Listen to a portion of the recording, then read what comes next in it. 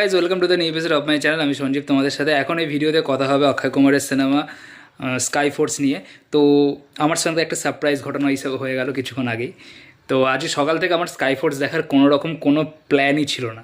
হাতে টাকা পয়সা নেই, কী করে স্কাই ফোর্স দেখতে যাব, কোনো প্ল্যানই ছিল না। হঠাৎ করে দুপুরবেলা আমার একটা বন্ধু আমাকে ফোন করলো যে ভাই হলে টিকিটে তোর ছাড় রয়েছে, চ দুজন মিলে দেখে আসি। ও একটা মুফাসা দ্য লায়ন কিং প্রবাবলি দেখতে যেতে চাইছিল। আমি বললাম মুফাসা দ্য লায়ন কিং দেখতে দরকার নেই, তার থেকে স্কাই ফোর্স সিনেমাটা ভালো WM পাচ্ছে, ওটা দেখে আসি। তো বললো ঠিক আছে, 150 টাকা অফ, দুজনে 160 টাকার টিকিট কেটে নিলাম, দিয়ে স্কাই ফোর্স দেখে চলে এলাম। দুপুর 3টের দিকে শো ছিল একটা। তো সত্যি এটা একটা সারপ্রাইজ হয়ে গেল। আমার সিনেমাটা দেখারও সত্যি ইচ্ছা ছিল খুব, তো হয়ে গেল। তো এখন এই সিনেমাটা নিয়ে কথা বলবো, সিনেমাটা কেমন হলো কি না হলো। তো ফার্স্টে বলে রাখি, এই সিনেমাটা কিন্তু 1965-এর ইন্ডিয়া পাকিস্তান যে যুদ্ধ হয়েছিল সেই যুদ্ধের ওপর ভিত্তি করে তৈরি। এবং ইন্ডিয়ার যে ফার্স্ট এয়ার স্ট্রাইক করেছিল পাকিস্তানকে, সারগোডা এয়ারবেসে তারা হামলা করেছিল, সেটার উপর ভিত্তি করেই তৈরি হয়েছে। এবং এই সিনেমাতে মুখ্য চরিত্র অভিনয় করেছে অক্ষয় কুমার, বীর পাহাড়িয়া যে এই সিনেমার মাধ্যমে ডেবিউ করেছে, আর নিমরাত কর, শ্রুতি হাসান, শরৎ কেলাকার, মোহিত চৌহান এবং আরও অনেকে। এবার আপনাদের বলে রাখি যে এই সিনেমায় কিন্তু 4টে ক্যারেক্টার আছে যেগুলো রিয়েল লাইফ ক্যারেক্টারকে পোর্ট্রে করছে। ইয়েস, এখানে যে অক্ষয় কুমারের ক্যারেক্টারটা আছে উইং কমান্ডার কুমার ওম আহুজা, এটা রিয়েল লাইফের ক্যারেক্টার ওম প্রকাশ তানাইজা, তাকে পোর্ট্রে করা হয়েছে। বীর পাহাড়িয়ার যে ক্যারেক্টার এখানে TK বিজয়া উর্ফ ট্যাবি, সেই ক্যারেক্টারটা কিন্তু এখানে রিয়েল লাইফের যে ক্যারেক্টার আজ্জামাট বুপ্পায়া দেভায়া, এই ক্যারেক্টারটাকে পোর্ট্রে করা হয়েছে। শরৎ কেলাকারের যে ক্যারেক্টারটা পাকিস্তানি এয়ার ফাইটার আহমেদ হুসেন, এই ক্যারেক্টারটা রিয়েল লাইফের পাকিস্তানি এয়ার ফাইটার আমজাদ হুসেনের ক্যারেক্টারটাই কিন্তু পোর্ট্রে করেছে। অপরদিকে এখানে এয়ার চিফ মার্শালের যে ক্যারেক্টারটা প্লে করা হয়েছে মোহিত চৌহানের দ্বারা, যে ক্যারেক্টারের নাম হচ্ছে অর্জুন সিনহা, সেটা রিয়েল লাইফের এয়ার চিফ মার্শাল আর্জন সিংয়ের ক্যারেক্টারকে পোর্ট্রে করা হয়েছে। তো 4টে রিয়েল লাইফ ক্যারেক্টারকে এখানে পোর্ট্রে করা হয়েছে। তো এবার চলে আসি সিনেমাটা কেমন। তো আমাকে যদি ফার্স্টে এক কথায় বলতে এই সিনেমাটা কেমন, আমি বলবো কিন্তু একটা বেশ ভালো সিনেমা। এবং এই সিনেমাটার লেভেল আপনাকে আমি কী বলে মাপাবো, এটা 2015 পরে অক্ষয় কুমারের যে সিনেমাগুলো এসেছিলো 15 থেকে 20-র মধ্যে, লাইক মিশন মঙ্গল, প্যাডম্যান, কেসরি বা টয়লেট এক প্রেম কথা, ওই লেভেলের সিনেমা। মানে আমি কখনোই বলছি না যে এই সিনেমাটা 1000 কোটি টাকা কালেকশন করে নেবে, 2000 কোটি টাকা কালেকশন করে, না সেটা নয়, কিন্তু ইজিলি এই সিনেমাটা 300-350 কোটি টাকা কালেকশন করে নিয়ে বছরের প্রথম হিট ফিল্মের ট্যাগ কিন্তু পেয়ে যেতে পারে। এবং অক্ষয় কুমারের যে টানা যে ফ্লপের যে স্ট্রিং, সেই স্ট্রিংটা কিন্তু ভেঙে যেতে পারে। ঠিক আছে, এটা সেই লেভেলের একটা সিনেমা হয়েছে।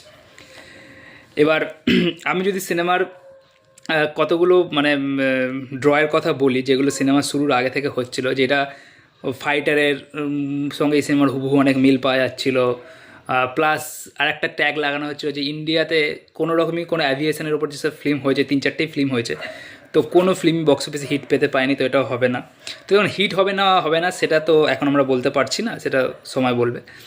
বাট যে তুলনাটা টানা হচ্ছিল ফাইটারের সাথে, আমি আপনাদের বলবো এটা ফাইটারের থেকে, এটা আমি একদম এটা আমার নিজের মতামত যে এটা ফাইটারের থেকে অনেক গুণ ভালো, বেশি ভালো সিনেমা।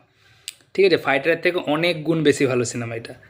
ওকে, এবং ফাইটারের সাথে মিলো দূরত্ব কোনো সংযোগই নেই এই সিনেমাটার, একদম ডিফারেন্ট লেভেলের সিনেমা। এবং যেহেতু বললাম এটা একদম রিয়েল লাইফে রিয়েল ঘটনার ওপর নির্মিত সিনেমা, এবং এখানে ফাইটারের মতো কোনো সিনেমাটাকে ওয়েস্টার্ন স্টাইলে তৈরি করার জন্য কোনো রকম কোনো নাচ গান, প্রেমের সিন, হ্যাট্টা সিন, ওসব কিচ্ছু দেয়া নেই। কোনো সেই যে একটা জিনিস ইন্ডিয়ান সিনেমাতে এক্সিকিউট করে সবসময়, যে পাকিস্তানের সঙ্গে ঝামেলা হবে, পাকিস্তান হামলা করবে, ইন্ডিয়ান কিছু লোক মারা যাবে, তারপরে ইন্ডিয়ানরা গিয়ে হামলা করবে, ওদের সব বেস ধ্বংস করে দেবে, ভিলেনকে মেরে দেবে, এরকম একটা জিনিস, এরকম কিচ্ছু নেই সিনেমার মধ্যে। সিনেমার মধ্যে অবশ্যই কাউন্টার অ্যাটাকের একটা কনসেপ্ট আছে, কিন্তু তার পরবর্তীতে গিয়ে সিনেমাটা একদম অন্য একটা লিগে চলে যায়। ঠিক আছে, এখানে মেন স্টোরির উপরে যদি আমরা নজর দিই, 1965-এর ওয়ার হচ্ছে, যেখানে পাকিস্তান ইন্ডিয়ার ওপর অ্যাটাক করেছে, তারপর ইন্ডিয়া কাউন্টার অ্যাটাক করছে তাদের সারগোডা এয়ারবেসে। সেখানে ইন্ডিয়ার একজন এয়ার ফাইটার মিসিং হয়ে যাচ্ছে, যার নাম হচ্ছে বীর পাহাড়িয়া। এবং ইন্ডিয়ান গভর্নমেন্ট দীর্ঘ 23 বছর ধরে হয়ে গেছে, কিন্তু তাকে ফেরানোর কোনো ব্যবস্থা করেনি, বা তার সাথে কী হলো না হলো সেই ব্যাপারে কোনো তারা খোঁজ নেওয়ার চেষ্টা করেন। অক্ষয় কুমারের ক্যারেক্টারটা নিয়মিত চেষ্টা করে যায় যে বীর পাহাড়িয়ার ক্যারেক্টারটাকে ফিরিয়ে আনার, সে কি শেষ পর্যন্ত সেই ক্যারেক্টারটাকে ফিরিয়ে আনতে পারবে, নাকি বীর পাহাড়িয়া মারা যাবে, এটার জন্য আপনাকে সিনেমা হলে গিয়ে সিনেমাটা দেখতে হবে। তো এই সিনেমাটার ব্যাপারে বলার আগে, আমি এর আগে আমার চ্যানেলে একটা সিনেমার দেখবেন, আমি রিভিউ করেছিলাম 1971 বলে, মনোজ বাজপেয়ীর সিনেমা। ওই সিনেমাতেও একটা জিনিস ছিল যে ওয়ারের পরে বহু প্রিজনার্স অফ ওয়ার পাকিস্তানে বন্দী হয়ে থাকে, কিন্তু ইন্ডিয়ান গভর্নমেন্ট, তৎকালীন ইন্ডিয়ান গভর্নমেন্ট তাদের আনার কোনো ব্যবস্থা করেনি। তো এইখানেও কিন্তু সেই একটা জিনিস যে আগে মানে আজ থেকে 50 বছর আগে ইন্ডিয়ান গভর্নমেন্ট কিন্তু আমাদের ইন্ডিয়ান সোলজারদের প্রতি খুবই একটা নেগলিজেন্স ভাব দেখিয়েছে, এবং সেই নেগলিজেন্সিটাই এই সিনেমাতেও আমরা দেখতে পাচ্ছি যে যে একজন ফাইটার, যে এখানে অক্ষয় কুমারের ডায়লগও আছে সিনেমার মধ্যে, সিনেমার শেষের দিকে, যে একজন ফাইটার যখন তাকে বলা হচ্ছে যে যখন অক্ষয় কুমার একটা পুরো বেঞ্চ মানে একটা কমিটি গঠন করা হয়েছে বীর পাহাড়ের ক্যারেক্টারকে ফিরে আনার জন্য, তখন যেখানে সেখানকার এয়ার যে মার্শাল আছে তারা যখন বলছে যে এই যে ক্যারেক্টারটা আছে ট্যাবি, সে খুবই মানে রিবেলিয়াস, সে কারোর কথা শোনে না, কারোর অর্ডার মানে না, তাকে যেতে বারণ করা হয়েছিল সেখানে, তবু সে গেছে। তো অক্ষয় কুমারের ক্যারেক্টারটা তখন বলছে যে এই রিবেলিয়াস, এই কথা না শোনা, এই দেশের জন্য করব, কিছু জিনিস করতে হবে, দেশের জন্য মরে যেতে হবে, এইটার জন্যই সোলজাররা নিজেদের পরিবার, বাড়ি ঘর, মা বাবা, স্ত্রী বাচ্চা সবাইকে ছেড়ে এখানে আসে দেশের জন্য কাজ করার জন্য।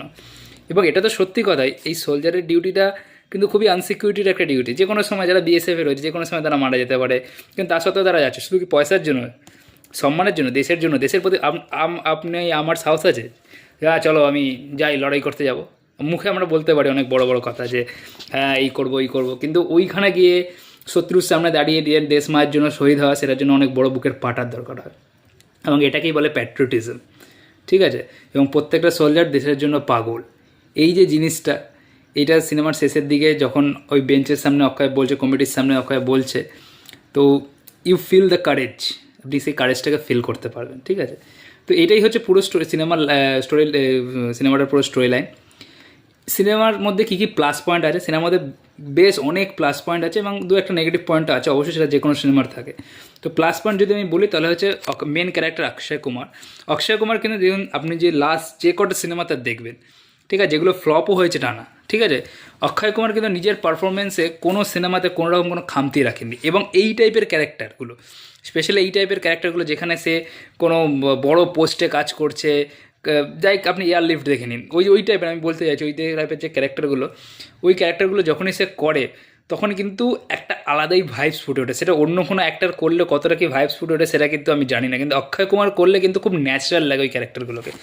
সেটা আপনি এয়ারলিফট বলুন, সেটা আপনি মিশন মঙ্গল বলুন বা প্যাডম্যান বলুন, যে কোনো ক্যারেক্টার আপনি দেখে নিন, ওই ক্যারেক্টার যখন অক্ষয় কুমার করে একটা যেন ন্যাচারালিজম ফুটে ওঠে সেই ক্যারেক্টারটার মধ্যে, এখানেও সেটা আছে। প্রত্যেকটা সে যখন যে ডায়লগ দিচ্ছে, যখন সে তার স্কোয়াড্রন লিডার ছেলে বয়েজদের সঙ্গে কথা বলছে, যেখানে যে সে ডায়লগ দিচ্ছে তাই কিন্তু বেশ ভালো লাগছে।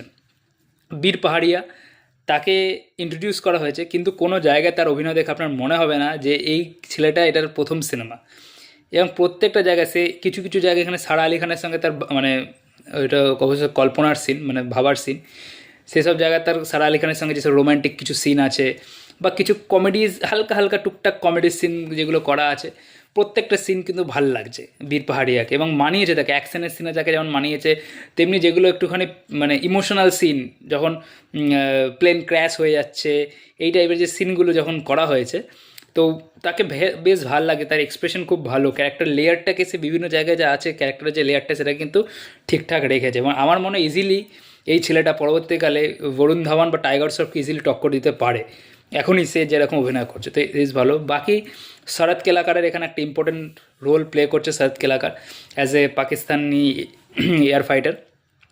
তার ক্যারেক্টারটা কিন্তু এখানে বেশ মানে ইম্পর্টেন্ট পার্ট একটা, তার ক্যারেক্টারের জন্যই অক্ষয় কুমার সফল হচ্ছে নিজের মিশনে। ঠিক আছে, তো শরৎ কেলাকার একজন খুবই মানে কি বলবো ভালো অভিনেতা, তাকে আমরা দেখেছি এর আগে বিভিন্ন কাজে, তো তাকে না আলাদা করে কিছু বলার নেই। নিমরত কর এবং সারা আলি খান, আমার সারা আলি খানের কিছু কিছু জায়গা ভালো লেগেছে, কিছু কিছু জায়গা ভালো লাগেনি। প্রথম দিকের যেসব জায়গাগুলো একটুখানি সিন ছিল, ওই সব জায়গাগুলো আমার একটু বোরিং লেগেছে, কিন্তু লাস্টের দিকের আবার যেখানে ওই ইমোশনাল সিন, সেসব জায়গাগুলো কিন্তু ভালো লাগছে তাকে দেখতে, খারাপ লাগছে না। নিমরত কর যেটাখানে তার করার ছিল, খুব বেশি রোল তো তাদের ছিল না এখানে মহিলাদের, যেটুখানে ছিল ভালো, ওভারঅল পারফরমেন্স সবার কিন্তু ভালো, দেখতে ভালো লাগবে পারফরমেন্স ওয়াইজ সিনেমাটা। এরপর হচ্ছে অ্যাকশন সিকোয়েন্সগুলো, আমার বেশ কিছু অ্যাকশন সিকোয়েন্স খুব ভালো লেগেছে, যেমন হচ্ছে ওই যে যখন ইন্ডিয়াতে যে অ্যাটাকগুলো করা হচ্ছে, সেইখানে যে ফাইট সিকোয়েন্সগুলো আছে, লোক মারা যাচ্ছে যেভাবে, ওইগুলো কিন্তু মানে বেশ ভালো লাগছে আপনার দেখতে, মানে কোনো জায়গায় দেখে এটা মনে হবে না এটা একটা 160-150 কোটির সিনেমা, এটা মানে অ্যাকশন সিকোয়েন্স তারা সেভাবেই কাজ করেছে যে দেখতে আপনার খুব ভালো লাগবে। ঠিক আছে, প্লেনের যে ফাইট সিকোয়েন্স ডগ সিনসগুলো আছে ওগুলো কিন্তু বেশ ভালো। মানে দেখুন, এটা আমি ফাইটারের সঙ্গে তুলনা করছি না, ফাইটার অবশ্যই এগিয়ে থাকবে এখানে, বাট বাকি যে যেটুখানি এদের বাজেট অনুসারে যেটা করে সেটা কিন্তু বেশ ভালো। বেশ কিছু zoom in zoom out scene আছে, দেখবে হঠাৎ করে প্লেনটা যাচ্ছে, প্লেনটা যেতে গিয়ে সিনটাকে জুম হয়ে যাচ্ছে এবং প্লেনের কাছে চলে যাচ্ছে, ক্যারেক্টারটাকে দেখিয়ে দিচ্ছে। এরকম অনেকগুলো সিন আছে। শরৎ কেলাকারের সাথে যখন লাস্টে ফাইটটা আছে ইয়ের আপনার বীর পাহাড়িয়ার, তো ওই ওই সিন, ওই যে দুটো যে ফাইটের সিন, ওই যে দুটো প্লেন ঘুরতে ঘুরতে ওপর দিকে উঠছে, সিনটা দেখতে কিন্তু আপনার ভালো লাগবে। এবং লাস্টে একটা ক্র্যাশিংয়ের সিন আছে, সেটাও কিন্তু বেশ ভালো। তো ওভারঅল যতগুলো অ্যাকশন সিকোয়েন্স আছে প্রত্যেকটা ভালো। থার্ড হচ্ছে মেলোড্রামাটিক পার্ট, লাস্টে যে মেলোড্রামাটিক পার্ট আছে সেটাও কিন্তু মোটামুটি ভালোভাবে ওয়ার্ক করে যায়। ঠিক আছে, আপনার কোনো জায়গায় এরকম মনে হবে না যে মেলোড্রামাটিক পার্টটাকে জোর করে। অনেক সিনেমায় কী হয় বলুন তো, অনেক ব্যাকগ্রাউন্ড মিউজিক দিয়ে, ইমোশনাল সিনস দিয়ে, বেশি পরিমাণে ইমোশনাল সিন দিয়ে সিনটাকে এনগেজ করার চেষ্টা করা হয়, কিন্তু এখানে কিন্তু সেরকম করা হয়নি। আপনাকে কোনো দিকে জায়গায় ফোর্স করা হবে না যে আপনাকে কাঁদতেই হবে, না সেরকম নয়, বাট ইমোশনাল সিনগুলোতে আপনার একটু খারাপ লাগবে। আপনার অনেক সিনে আপনার চোখে জল আসতেও পারে, বাট খারাপ আপনার লাগবে এইসব সিনগুলোতে ইন্ডিয়ান সোলজারদের জন্য। প্লাস হচ্ছে সিনেমার মিউজিক, এবং এই মিউজিক আমি স্পেশালি দুটো জিনিসকে মেনশন করতে পারবো। একটা হচ্ছে বি পারাকের ওই যে গানটা আপনার তেরি মিট্টি বোলায়, তো ওই গানটা যখন যখন সিনেমাতে আসছে আপনার মনটা না কোথাও ডুকরে উঠবে দেশের জন্য, আপনার কোথাও আপনার মধ্যে কোথাও সেই প্যাট্রিয়টিজমটা জেগে উঠবে যখন যখন সিনেমাতে ওই গানটা আসবে। ঠিক আছে, বা অনেক 3-4 বার আসবে সিনেমাতে গানটা, বাট যখন যখন আসবে আপনার মনে হবে যে হ্যাঁ। আরেকটা গান আছে এখানে, সেটা হচ্ছে মেরি ইয়াদ আতি হ্যায়। এই গানটা ইমোশনাল সিনসে কিছু কিছু জায়গায় ইউজ করা হয়েছে, গানটা কিন্তু ভালোভাবে ওয়ার্ক করেছে ইমোশনাল সিনসগুলোতে। আমি বলছিলাম যে কান্না একদম ভেসে যাবে, সেটা নয়, বাট ওয়ার্ক করেছে গানগুলো। তো এইগুলো গেল সব প্লাস পয়েন্ট, ওভারঅল বেশিরভাগই প্লাস পয়েন্ট। আমার কাছে মাইনাস দুটো জিনিসই লেগেছে। একটা হচ্ছে দেখুন ভিএফএক্সটা একটুখানি আর একটু বেটার করা যেত, বাট বাজেটটা যেহেতু কম, বাজেট 100-150 কোটি টাকা মতো, সেখানে আপনার ফাইটারের বাজেট ছিল 250 কোটি টাকা, মানে 100 কোটি টাকা বেশি। তো সেই জায়গায় দাঁড়িয়ে আর একটু বেটার করা যেত। 2 নম্বর হচ্ছে একটা এখানে পার্টি সং আছে, আমার মনে হয় ওই যে পার্টি সঙ্গে যে গান ওপরে সেই ওই ঝালরের মধ্যে উঠে নাচা, আমার ওই জিনিসগুলো ঠিক পোষায় না। ওগুলো একটুখানি মাস অডিয়েন্স বা অক্ষয় কুমারের ফ্যানেদের জন্যই করা হয়েছে, বাট ওইগুলো না করলেও ভালো হতো। কারণ আমি এটা ফাইটারের সময় বলেছিলাম কি, ইয়ার আমাদের যে সৈনিকরা তাদের লাইফ কিন্তু এরকম নয় যে এরকম তারা উঠে নাচছে, এই নাচছে, ওই নাচছে, এগুলো নয়। তো এগুলো এখানে দেখানো হয়েছে, এগুলো মোটামুটি ফ্যান কাটারিংয়ের জন্যই করা হয়, তো ওটা না দিলেও বেটার হতো। আর হচ্ছে এখানে বিভিন্ন জায়গায় যে এইটা তো একটা পিরিয়ড ফিল্ম, মানে ওই 70s 80s টাইমটাই দেখানো হয়েছে, 60s 70s 80s। তো সেই জায়গায় দাঁড়িয়ে অক্ষয় কুমারের যে ড্রেসিং সেন্স দেখানো হয়েছে, মানে যখন সে রিটায়ার হয়ে যাচ্ছে, ঠিক আছে, যখন সে থেকে রিটায়ার হয়ে যাচ্ছে, সেই সময় যে ড্রেসিং সেন্স তার দেখানো হয়েছে, আমার মনে হলো এগুলো একটু আপ টু দ্য মার্কই হয়ে গেছে, মানে আধুনিক হয়ে গেছে। এগুলো যদি আরেকটুখানি পুরনো স্টাইলের করতে, তাহলে আমার মনে হচ্ছে একটু বেটার হতো বলে আমার মনে হয়। তো এই কটাই নেগেটিভ পয়েন্ট। ওভারঅল এটা কিন্তু একটা বেশ ভালো সিনেমা, এবং সিনেমার শেষের দিকে যখন ওই আসল যারা যারা যে ক্যারেক্টারগুলোকে পোর্ট্রে করা হয়েছে, ওই ক্যারেক্টারগুলোকে দিয়ে যখন লাস্টে গানটা চলবে মেরে বাতানকে লোগো, আপনি একটা ভালো ফিলিংস নিয়ে সিনেমা হল থেকে বেরোবেন। ঠিক আছে, এবং লাস্টের সিনটা সত্যি ইমোশনাল। ওই যে যখন সারা আলি খান গিয়ে পরমবীর চক্র নেবে, এই মহাবীর চক্র নেবে, তো সিনগুলো কিন্তু একটু স্পয়লার হয়ে গেল, তো সিনগুলো কিন্তু ভালো বেশ, বাট আপনি স্পয়লার হলেও আপনার সিনেমাটা দেখতে আপনার ভালো লাগবে। ওভারঅল পুরো সিনেমাটা দেখতে আপনার ভালো লাগে, এনগেজিং লাগবে সিনেমাটা, মানে আপনি জানেন কি হতে চলেছে, কিন্তু তা সত্ত্বেও কিন্তু এনগেজিং লাগবে সিনেমাটা। এটাই হচ্ছে একটা সিনেমা ধরে রাখবে। এবং অনেক দিন পরে অক্ষয় কুমারের একটা সিনেমা, মানে ভালো সিনেমা সে এর আগেও করেছে, তার ফ্লপ স্ট্রিকের মধ্যে অনেক ভালো সিনেমা আছে, বাট একটা ভালো সিনেমা, সেটা ভালো রেসপন্স পাওয়া, অবশ্যই এটার জন্য ম্যাডাককে অনেক থ্যাঙ্কস দিতে হয়, কারণ তারা ভালো রকম এই যে অফার দিয়ে যে ইয়ে করা, সেটা কিন্তু তারা খুব ভালোভাবে ইউজ করেছে। তো ওভারঅল এটা কিন্তু একটা বেশ ভালো সিনেমা। আপনারা যারা এখনও দেখেন না, অবশ্যই গিয়ে একবার দেখুন। আমার মতো আপনিও বলবেন যে একটা ভালো সিনেমা দেখেই ফেললা, এবং শেষে আপনি একটা ভালো ফিলিংস নিয়ে বেরোবেন হল থেকে। তো এটাই একটা সিনেমার বৈশিষ্ট্য, একটা কমার্শিয়াল সিনেমার এটাই বৈশিষ্ট্য হওয়া উচিত বলে আমি মনে করি। That's it. ভিডিওটা ভালো থাকলে অবশ্যই লাইক করে দেবেন, চ্যানেল সাবস্ক্রাইব করে দেবেন। Thank you.